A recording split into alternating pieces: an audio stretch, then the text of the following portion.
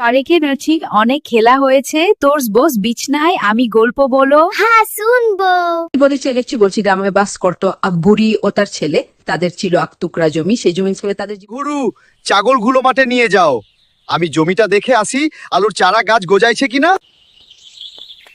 চারা গাছ মনে হয় গজাইছে। চোখের সামনে ধরলে চাই তাই চোর চুরি করবে। কৃষকের আলুগুলো সে তারা চুরি করতে লাগলো। হাইকে বা কারা জমির মাটি খুঁড়ে আলুগুলোকে চুরি করলো? হে আল্লাহকে এই কাজ করলো, তার কি ক্ষতি আমি করেছি? আই সর্বনাশ করলো।